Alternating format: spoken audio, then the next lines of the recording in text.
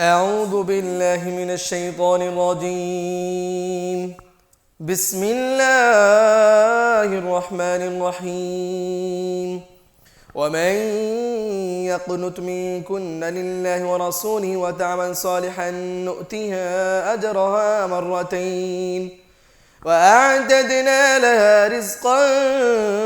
كريما. يا نساء النبي لستن كأحد من النساء إن اتقيتن فلا تخضعن بالقول فيطمع الذي في قلبه مرض وقلن قولا معروفا وقرن في بيوتكن ولا تبرجن تبرج الجاهلية الأولى وأقمنا الصلاة وآتينا الزكاة وأطعنا الله ورسوله إنما يريد الله ليذهب عنكم الرجس أهل البيت ويطهركم تطهيرا. واذكرن ما يتلى في بيوتكن من آيات الله والحكمة إن الله كان لطيفا خبيرا. إن المسلمين والمسلمات والمؤمنين والمؤمنات والقانتين والقانتات والصادقين والصادقات والصابرين والصابرات والخاشعين والخاشعات والمتصدقين والمتصدقات والصائمين والصائمات والحافظين فروجهم والحافظات والذاكرين الله كثيرا والذاكرات أعد الله لهم مغفرة وأجرا عظيما. وما كان لمؤمن ولا مؤمنة إذا قضى الله ورسوله أمرا أن يكون لهم الخيرة من أمرهم ومن يعص الله ورسوله فقد ضل ضلالا مبينا. وإذ تقول للذي أنعم الله عليه وأنعمت عليه أمسك عليك زوجك واتق الله وتخفي في نفسك ما الله مبديه وتخشى الناس والله أحق أن تخشاه. فلما قضى زيد منها وطرا زوجناكها لكي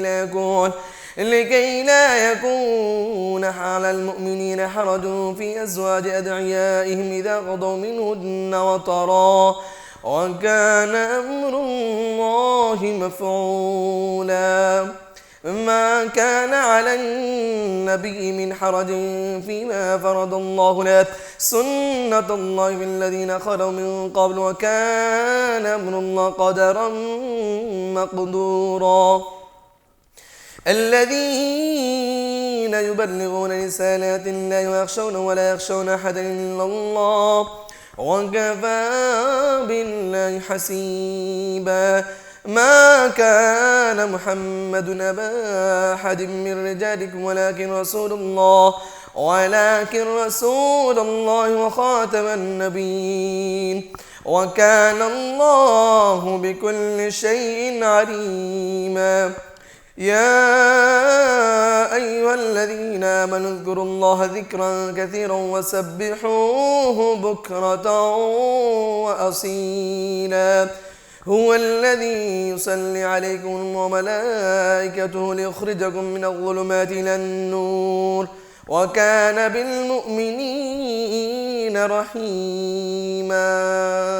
تحيتهم يوم يلقونه سلام وأعد لهم أجرا كريما. يا أيها النبي إنا أرسلناك شاهدا ومبشرا ونذيرا وداعيا إلى الله بإذنه وسراجا منيرا. وبشر المؤمنين بأن لهم من الله فضلا كبيرا ولا تطع الكافرين والمنافقين ودع عذاهم وتوكل على الله وكفى بالله حسيبا وكفى بالله وكيلا. يا أيها الذين آمنوا إذا نكحتم المؤمنات ثم طلقتموهن من قبل أن تمسوهن فما لكم عليهن من عدة تعتدونها فمتعوهن وسرحوهن سراحا جميلا. يا أيها النبي إنا أحللنا لك أزواجك اللاتي آتيت أجورهن وما ملكت يمينك مما أفاء الله عليك وبنات عمك وبنات عماتك وبنات خالك وبنات خالاتك اللاتي هاجرن معك وامرأة مؤمنة إن وهبت نفسها للنبي إن أراد النبي أن يستنكحها خالصة لك من دون المؤمنين. قد علمنا ما فرضنا عليهم في أزواجهم وما ملكت أيمانهم لكي لا يكون عليك حرج وكان الله غفورا رحيما. ترجي من تشاء منهن وتؤوي إليك من تشاء ومن ابتغيت ممن عزلت فلا جناح عليك ذلك أدنى أن تقر أعينهن ولا يحزن ويرضين بما آتيتهن كلهن والله يعلم ما في قلوبكم وكان الله عليما حليما. لا يحل لك النساء من بعد ولا أن تبدل بهن من أزواج ولو أعجبك حسنهن إلا ما ملكت يمينك وكان الله على كل شيء رقيبا. يا أيها الذين آمنوا لا تدخلوا بيوت النبي إلا أن يؤذن لكم إلى طعام غير ناظرين إناه ولكن إذا دعيتم فادخلوا فإذا طعمتم فانتشروا ولا مستأنسين لحديث إن ذلكم كان يؤذي النبي فيستحيي منكم والله لا يستحيي من الحق. وإذا سألتموهن متاعا فاسألوهن من وراء حجاب ذلكم أطهر لقلوبكم وقلوبهن. وما كان لكم أن تؤذوا رسول الله ولا أن تنكحوا أزواجه من بعده أبدا إن ذلكم كان عند الله عظيما. إن تبدوا شيئا أو تخفوا فإن الله كان بكل شيء عليما. لا جناح عليهن في آبائهن ولا أبنائهن ولا إخوانهن ولا أبناء إخوانهن ولا أبناء أخواتهن ولا نسائهن ولا ما ملكت أيمانهن واتقين الله إن الله كان على كل شيء شهيدا. إن الله وملائكته يصلون على النبي يا أيها الذين آمنوا صلوا عليه وسلموا تسليما. إن الذين يؤذون الله ورسوله لعنهم الله في الدنيا والآخرة وأعد لهم عذابا مهينا. والذين يؤذون المؤمنين والمؤمنات بغير ما اكتسبوا والذين يؤذون المؤمنين والمؤمنات بغير ما اكتسبوا فقد احتملوا بهتانا وإثما مبينا. يا أيها النبي قل لأزواجك وبناتك ونساء المؤمنين يدنين عليهن من جلابيبهن ذلك أدنى أن يعرفن فلا يؤذين وكان الله غفورا رحيما لئن لم ينته المنافقون والذين في قلوبهم مرض والمرجفون في المدينة لنغرينك بهم ثم لا يجاورونك فيها إلا قليلا ملعونين أينما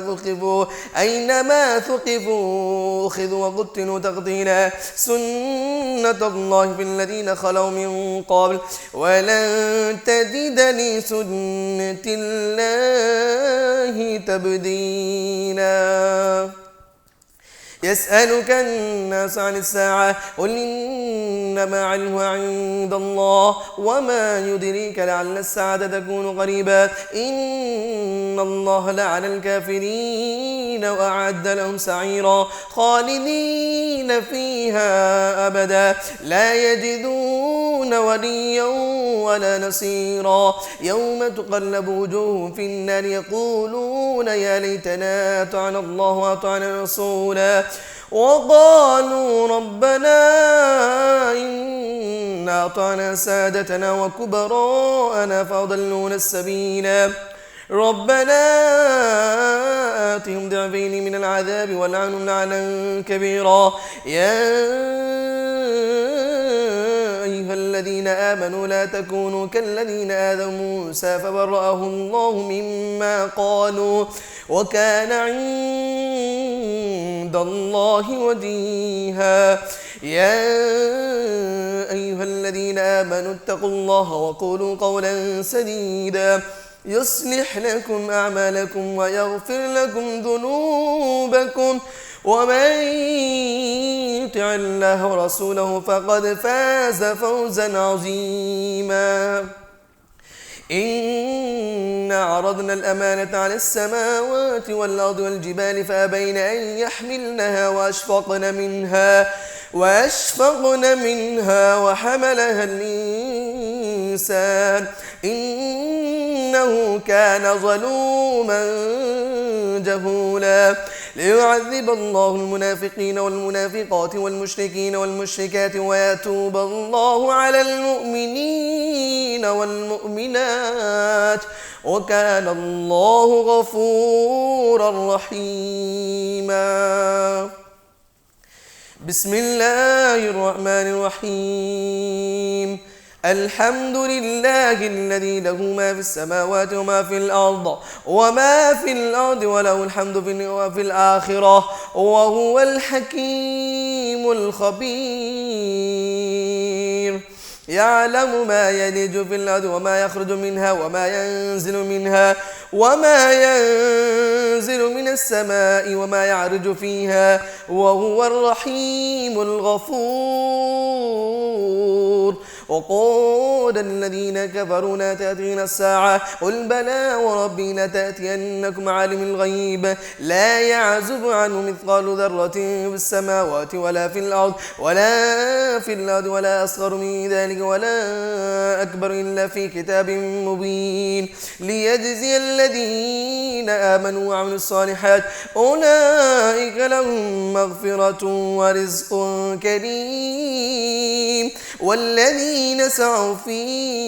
آياتنا معجزين أولئك لهم عذاب من رجز أليم ويرى الذين أوتوا العلم الذي أنزل إليك من ربك هو الحق ويهدي إلى صراط العزيز الحميد وقال الذين كفروا هل ندلكم على رجل ينبئكم إذا مزقتم كل ممزق إنكم لفي خلق جديد أفترى على الله كذبا أم به جنة بل الذين لا يؤمنون بالآخرة في العذاب والضلال البعيد أفلم يروا إلى ما بين أيديهم وما خلفهم من السماء والأرض إن نشأ نخسف بهم الأرض أو نسقط عليهم كسفا من السماء إن في ذلك لآية لكل عبد منيب ولقد آتينا داود منا فضلا يا جبال أوبي معه والطير وألنا له الحديد أن اعمل سابغات وقدر في السرد واعملوا صالحا إني بما تعملون بصير ولسليمان الريح غدوها شهر ورواحها شهر وأرسلنا له عين القطر ومن الجن من يعمل بين يديه بإذن ربه ومن يزغ منهم عن أمرنا نذقه من عذاب السعير يعملون له ما يشاء من محاريب وتماثيل وجفان كالجواب وقدور الراسيات اعملوا آل داود شكرا وقليل من عبادي الشكور فلما قضينا عليه الموت ما دلهم على موته إلا دابة الأرض تأكل من سأته فلما خر تبينت الجن أن لو كانوا يعلمون الغيب ما لبثوا في العذاب المهين لقد كان لسبأ في مسكن آية جنتان عن يمين وعن الشمال وشمال كلوا من رزق رب واشكروا له بلدة طيبة ورب غفور فأعرضوا فأرسلنا عليهم سيل العارم وبدلناهم بجنتين ذواتي أكل خمط وأثل وشيء من سدر قليل ذلك جزيناهم بما كفروا وهل نجازي إلا الكفور وجعلنا بينه وبين القرى التي باركنا فيها قرى ظاهرة وقدرنا فيها السير سيروا فيها ليالي وأياما آمنين فقالوا ربنا باعد بين أسفارنا وظلموا أنفسهم فجعلناهم أحاديث ومزقناهم كل ممزق إن في ذلك لآيات لكل صبار شكور ولقد صدق عليهم إبليس ظنه فاتبعوه إلا فريقا من المؤمنين وما كان له عليهم من سلطان إلا لنعلم من يؤمن بالله ممن يؤمن بالآخرة وما كان له عليهم من سلطان إلا لنعلم من يؤمن بالآخرة ممن هو منها في شك وربك على كل شيء حفيظ قل ادعوا الذين زعمتم من دون الله لا يملكون مثقال ذرة في السماوات ولا في الأرض وما لهم فيهما من شرك وما له منهم من ظهير ولا تنفع الشفاعة عنده إلا لمن أذن له حتى إذا فزع عن قلوبهم قالوا ماذا قال ربكم قالوا الحق وهو العلي الكبير قل من يرزقكم من السماوات والأرض قل الله وإنا أو إياكم لعلى هدى أو في ضلال مبين قل لا تسألون عما أجرمنا ولا نسأل عما تعملون قل يجمع بيننا ربنا ثم يفتح بيننا بالحق وهو الفتاح العليم قل أروني الذين ألحقتم به شركاء كلا بل هو الله العزيز الحكيم وما أرسلناك إلا كافة للناس بشيرا ونذيرا ولكن أكثر الناس لا يعلمون ويقولون متى هذا الوعد إن كنتم صادقين قل لكم ميعاد يوم لا تستأخرون عنه ساعة ولا تستقدمون. وقال الذين كفروا لن نؤمن بهذا القرآن ولا بالذي بين يديه ولو ترى إذ الظالمون موقوفون عند ربهم يرجع بعضهم إلى بعض القول يقول الذين استضعفوا للذين استكبروا لولا أنتم لكنا مؤمنين. قال الذين استكبروا للذين استضعفوا ونحن صددناكم عن الهدى بعد إذ جاءكم بل كنتم مجرمين.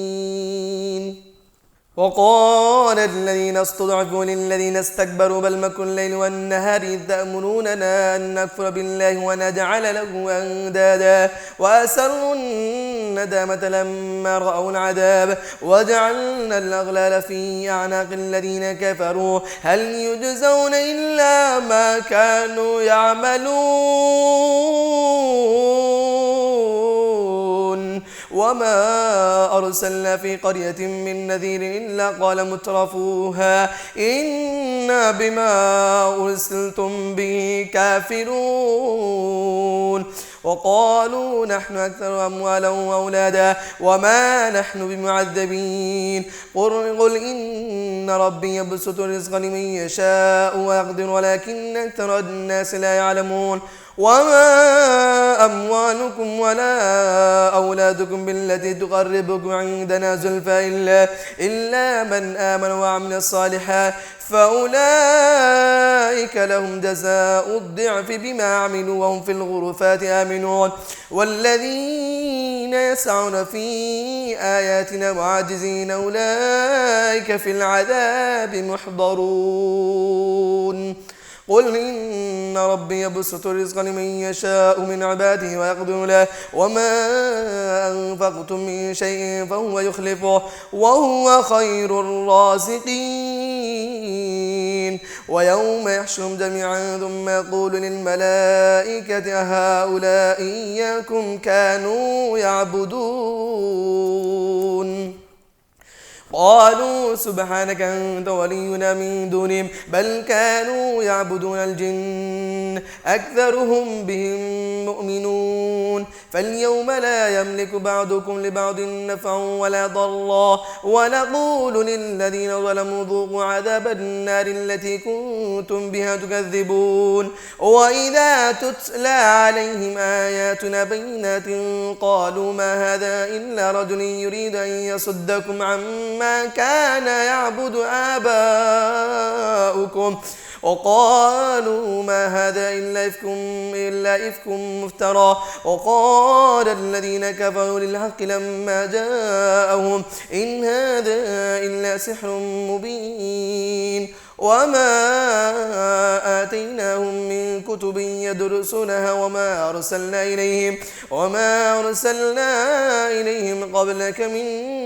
نذير. وكذب الذين من قبلهم وما بلغوا معشر ما آتيناهم فكذبوا رسلي فكيف كان نكير. قل إنما أعظكم بواحدة أن تقوموا لله مثنى وفرادى ثم تتفكروا ما بصاحبكم من جنة إن هو إلا نذير لكم بين يدي عذاب شديد. قل ما سألتكم من أجر فهو لكم إن أجري إلا على الله وهو على كل شيء شهيد. قل إن ربي يقذف بالحق علام الغيوب. قل جاء الحق وما يبدئ الباطل وما يعيد. قل إن ضللت فإنما أضل على نفسي وإن اهتديت فبما يوحي إلي ربي إنه سميع قريب. ولو ترى إذ فزعوا فلا فوت وأخذوا من مكان قريب وقالوا آمنا به وأنا لو تناوش من مكان بعيد وقد كفروا به من قبل ويقذفون بالغيب من من مكان بعيد وحيل بينهم وبين ما يشتهون كما فعل بأشياعهم من قبل إنهم كانوا في شك مريب. بسم الله الرحمن الرحيم. الحمد لله فاطر السماوات والأرض جاعل الملائكة رسلا أولي أجنحة مثنى وثلاث ورباع يزيد في الخلق ما يشاء إن الله على كل شيء قدير. ما يفتح الله للناس من رحمة فلا ممسك لها وما يمسك فلا مرسل له من بعده وهو العزيز الحكيم. يا أيها الناس اذكروا نعمة الله عليكم هل من خالق غير الله يرزقكم من السماء والأرض لا إله إلا هو فأنى تؤفكون. وإن يكذبوك فقد كذبت رسل من قبله وإلى الله ترجع الأمور. يا أيها الناس إن وعد الله حق فلا تغرنكم الحياة الدنيا ولا يغرنكم بالله الغرور. إن الشيطان لكم عدو فاتخذوه عدوا إنما يدعو حزبه ليكونوا من أصحاب السعير. الذين كفروا لهم عذاب شديد والذين آمنوا وعملوا الصالحات لهم مغفرة وأجر كبير. أفمن زين له سوء عمله فرآه حسنا فإن الله يضل من يشاء ويهدي من يشاء فلا تذهب نفسك عليهم حسرات إن الله عليم بما يصنعون. والله الذي يرسل الرياح فتثير سحابا فسقناه إلى بلد ميت فأحيينا به الأرض بعد موتها كذلك النشور.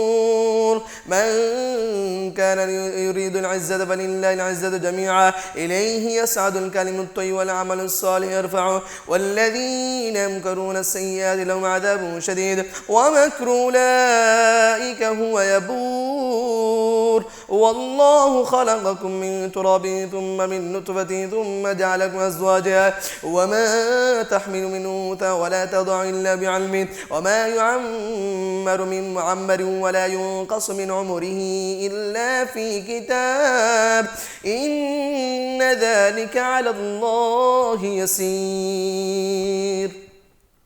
وما يستوي البحران هذا عذب فرات سائغ شرابه وهذا ملح أجاج ومن كل تأكلون لحما طريا وتستخرجون حلية تلبسونها وترى الفلك فيه مواخر لتبتغوا من فضله ولعلكم تشكرون. يولج الليل في النهار ويولج النهار في الليل وسخر الشمس والقمر كل يجري لأجل مسمى ذلكم الله ربكم له الملك والذين تدعون من دونه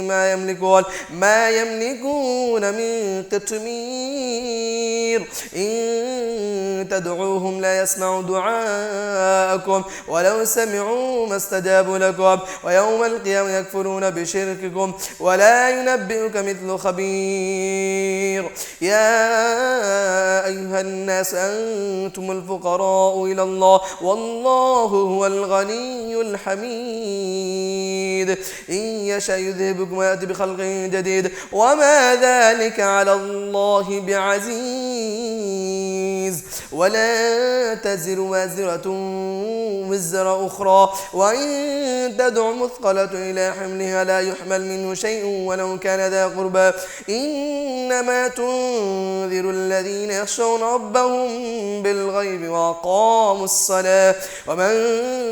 تزكى فإنما يتزكى لنفسه وإلى الله المصير. يستوي الأعمى والبصير ولا الظلمات ولا النور ولا الظل ولا الحرور وما يستوي الأحياء ولا الأموات إن الله يسمع من يشاء وما أنت بمسمع من في القبور إن أنت إلا نذير إنا أرسلناك بالحق بشيرا ونذيرا وإن من أمة إلا خلا فيها نذير وإن يكذبوك فقد كذب الذين من قبلهم جاءتهم رسلهم بالبينات وبالزبر وبالكتاب المنير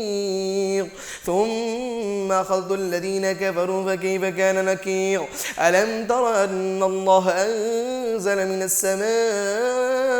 ماء فأخرجنا به ثمرات مختلفا ألوانها ومن الجبال جدد بيض وحمر مختلف ألوانها وغرابيب سود ومن الناس والدواب والأنعام مختلف ألوانه كذلك إنما يخشى الله من عباده العلماء إن الله عزيز غفور إن الذين يتلون كتاب الله وأقاموا الصلاة وأنفقوا مما رزقناهم سرا وعلانية يرجون تجارة لن تبور ليوفيهم أجورهم ويزيدهم من فضله إنه غفور شكور والذي أوحينا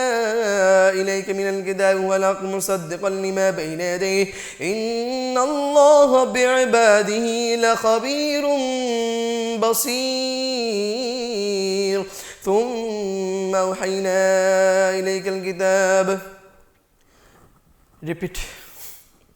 ثم أورثنا الكتاب الذين اصطفينا من عبادنا فمنهم ظالم لنفسه ومنهم مقتصد ومنهم سابق بالخيرات بإذن الله ذلك هو الفضل الكبير جنات عدن يدخلونها يحلون فيها من أساور من ذهب ولؤلؤا ولباسهم فيها حرير وقالوا الحمد لله الذي أذهب عنا الحزن إن ربنا لغفور شكور الذي أحلنا دار المقامة من فضله لا يمسنا فيها نصب ولا يمسنا فيها لغوب والذين كفروا لهم نار جهنم لا يقضى عليهم فيموتوا ولا يخفف عنهم من عذابها كذلك نجزي كل كفور وهم يسترخون فيها ربنا أخرجنا نعمل صالحا غير الذي كنا نعمل أولم نعمركم ما يتذكر فيه من تذكر وجاءكم النذير فذوقوا فما للظالمين من نصير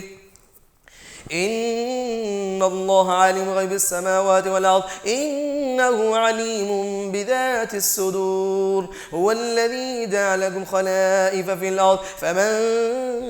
كفر فعليه كفره ولا يزيد الكافرين كفرهم عند ربهم إلا مقتا ولا يزيد الكافرين كفرهم إلا خسارا قل أرأيتم شركاءكم الذين تدعون من دون الله أروني ماذا خلقوا من الأرض أم لهم شرك في السماوات أم آتيناهم كتابا فهم على بينة منه بل يعد الظالمون بعضهم بعضا إلا غفورا إن الله يمسك السماوات والأرض أن تزولا ولن زالتا إن أمسكهما من أحد من بعده إنه كان حليما غفورا وأقسموا بالله جهد أيمانهم لئن جاءهم نذير ليكونن أهدى من إحدى الأمم فلما جاءهم نذير ما زادهم إلا نفورا استكبارا في الأرض ومكر السيء ولا يحيق المكر السيء إلا بأهله فهل ينظرون إلا سنة الأولين فلن تجد سنة الله تبديلا ولن تجد لسنة الله تحويلا أولم يسيروا في الأرض فينظروا كيف كان عاقبة الذين من قبل وكانوا أشد منهم قوة وما كان الله ليعجزه من شيء في السماوات ولا في الأرض إنه كان عليما قديرا ولو يؤاخذ الله الناس بما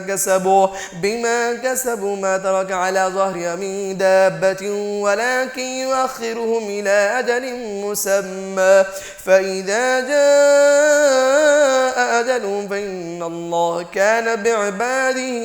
بصيرا.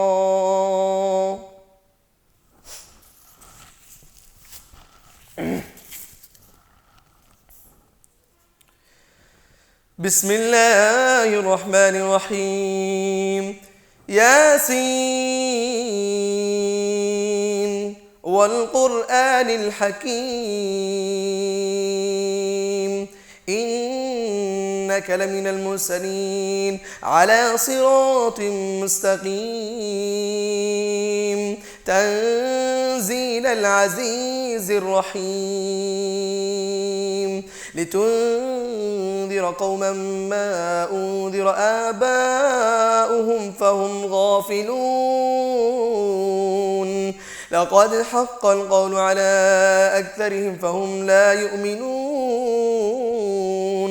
إنا جعلنا في أعناقهم أغلالا فهي إلى الأذقان فهم مقمحون وجعلنا من بين أيديهم سدا ومن خلفهم سدا فأغشيناهم فهم لا يبصرون وسواء عليهم أنذرتهم أم لم تنذرهم لا يؤمنون إنما تنذر من اتبع الذكر وخشي الرحمن بالغيب فبشره بمغفرة وأجر كريم إنا نحن نحيي الموتى ونكتب ما قدموا وآثارهم وكل شيء أحصيناه في إمام مبين واضرب لهم مثلا أصحاب القرية إذ جاءها المرسلون إذ أرسلنا إليهم 2 فكذبوهما فعززنا بثالث فقالوا إنا إليكم مرسلون قالوا ما أنتم إلا بشر مثلنا وما أنزل الرحمن من شيء إن أنتم إلا تكذبون قالوا ربنا يعلم إنا إليكم لمرسلون وما علينا إلا البلاغ المبين قالوا إنا تطيرنا بكم لئن لم تنتهوا لنرجمنكم وليمسنكم منا عذاب أليم قالوا طائركم معكم أئن ذكرتم بل أنتم قوم مسرفون وجاء من أقصى المدينة رجل يسعى قال يا قوم اتبعوا المرسلين اتبعوا من لا يسألكم أجرا وهم مهتدون.